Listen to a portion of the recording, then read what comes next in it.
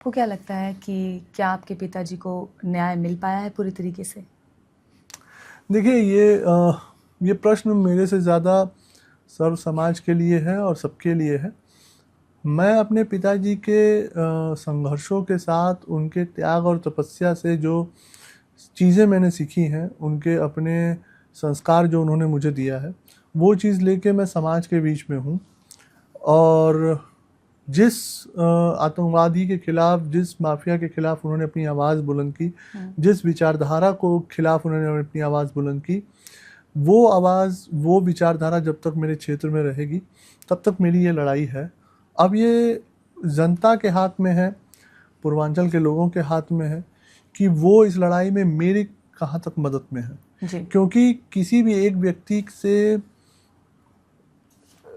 जब आप लड़ते हैं तो एक विचारधारा से लड़ाई होती है। और उस विचारधारा के लोग हमेशा से तत्पर हैं कि हमें बांट के उनको रूल करना है, बांट के हमें राज करना है। अब वो बांटे चाहे हमारे जाति पे, चाहे अगड़े पिछड़े पे, लेकिन ये हमारे समाज की नैतिक जिम्मेवारी है कि हम कैसे एकजुट होकर उनके खिलाफ अपने परस्पर लड़ाई को बढ़ा सकते हैं। जी। अब मैं तो उनका ध्वजवाहक हूँ, अपने पिता का।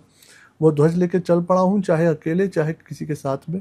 जिसको आना है वो आएंगे, जिसको नहीं आना है मैं अकेले चल रहा हूँ। अगर आप राजनीति की बात करें तो गाजीपुर की राजनीति के बारे में आपको क्या लगता है कि ऐसी कौन सी बड़ी चुनौती है जिसका आपको सामना करना पड़ रहा है?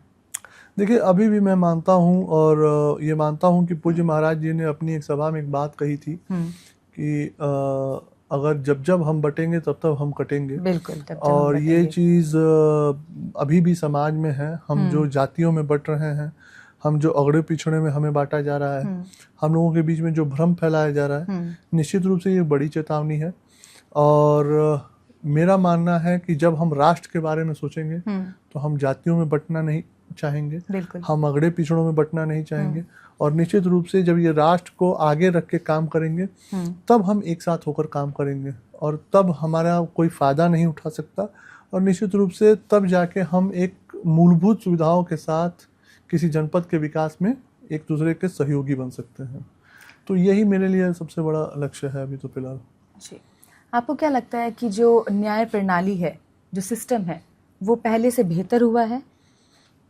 देखिए, ये टोटली डिपेंड करता है कि कौन न्यायकर्ता कौन बैठा हुआ है। क्योंकि 2017 या मैं कहूँ 2014 से पूर्व में जिन सरकारों का सरकार में जो लोग रहे, उनके नीति और नियत में हमेशा से एक अलगाववाद की भावना रही। लेकिन वो एक जो तुष्टीकरण से किसी भी समस्या को या किसी भी चीज़ों को जो तुष्टीकरण करके उनको देखने का मापदंड होता था, वो 2014 के बाद से, आदरणीय प्रधानमंत्री मोदी जी के आने के बाद से वो बदला। उन्होंने एक नारा दिया, सबका साथ और सबका विकास, जिसमें तुष्टीकरण की बात ही खत्म हो गई। उन्होंने स्पष्ट किया कि मुझे संतुष्ट करना है सबको। और इसको बल मिला तब जब 2017 में पूज्य महाराज योगी आदित्यनाथ जी आते हैं। और निश्चित रूप से जब महाराज जी का मुख्यमंत्री के पद में उन्होंने पदभार जब ग्रहण किया, तो सबसे पहले उन्होंने ये माना कि किसी भी समाज में राम राज्य, जिसको हम मानते हैं कि एक सकुशल समाज, जिसमें संपन्नता हो, जिसमें हर मूलभूत सुविधाओं की ज़रूरत को पूर्ण किया जा सके, वैसा समाज तभी बन सकता है जब वो समाज भयमुक्त हो। और वो तभी हो पाएगा जब हम ऐसे अपराधियों के खिलाफ उनके जीरो टॉलरेंस की नीति हो, तभी हम एक ऐसे रामराज्य समाज की स्थापना कर सकते हैं। इसके लिए बहुत ज़रूरी है कि आपकी नीति और नियत साफ हो। अब आप सोचिए कि आज 2017 से 2025 8 साल, या मैं कहूँ 8.5 साल पूरे हो गए, माफ करिएगा। तो 8.5 साल के इस कार्यकाल में इस प्रदेश के अंदर एक दंगा नहीं, एक किसी का मर्डर नहीं। आज माफियाओं के साथ जो भी जिस भी ब्लैक मनी से या जो भी गरीबों वंचितों को लूट के उन्होंने अपना साम्राज्य खड़ा किया, एक एक का हिसाब लिया गया। जिन माफियाओं का ये रहा कि वो समाज के कुकृतियों में अपने आप को शामिल करते हुए समाज को विखंडित कर रहे हैं, आज वो या तो जेल के अंदर हैं या तो समाप्त हो चुके हैं। तो जब हम एक समाज में इस तरीके के मजबूत नीयत के साथ उपस्थित होते हैं तो लोग इस बात को समझते हैं, जनता इस बात को समझती है कि हमें क्या मिल रहा है। और जब इसके साथ आप मूलभूत सुविधाएं, चाहे सड़क हो, हॉस्पिटल हो, स्टेडियम हो, शिक्षा की बात हो, वो सुविधाएं आप मुहैया कराती हैं तो जनता को ये लगता है कि हमें ऐसा ही समाज चाहिए जहां अपराध का डर ना हो और हर मूलभूत सुविधाओं के साथ हम अपने जीवन का यापन कर रहे हों। तो उसमें मुझे लगता है कि ये बदलाव सबसे ज़्यादा उत्तर प्रदेश के अंदर आया है। अगर हम संघर्ष के समय की बात करें तो परिवार ने किस तरीके से एकजुट होकर उस मुसीबत की जो वक्त था उसको किस तरीके से सामना किया?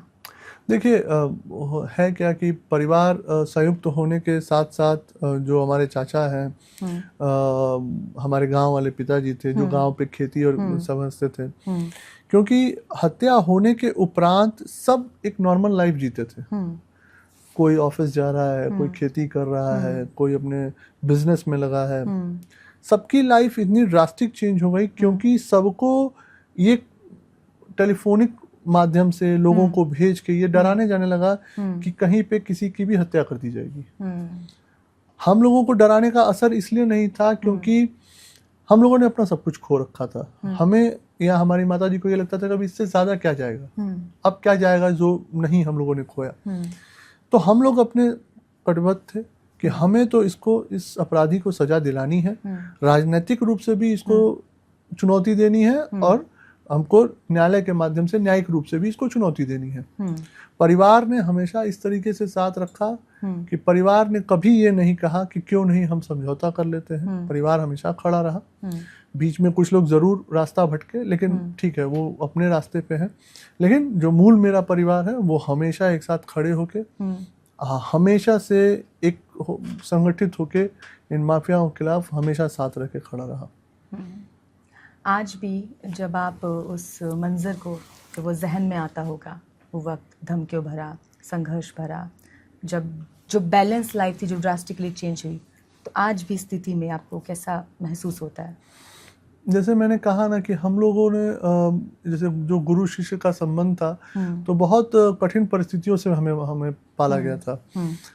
निश्चित रूप से चीज़ों में बदलाव तो बहुत आए, लेकिन कभी साहस नहीं टूटा। उसके दो मूल कारण थे। पहला मूल कारण ये था कि जिस दल के हमारे पिताजी विधायक थे या छोटे से कार्यकर्ता से उन्होंने शुरू किया, या जिस दल में मेरी माताजी विधायक रही, या जिस दल में मैं आज हूँ भारतीय जनता पार्टी में, परिवार की तरह इस दल ने हमेशा अपने एक परिवार का सदस्य समझ के सहयोग के रूप में हमेशा खड़ा रहे।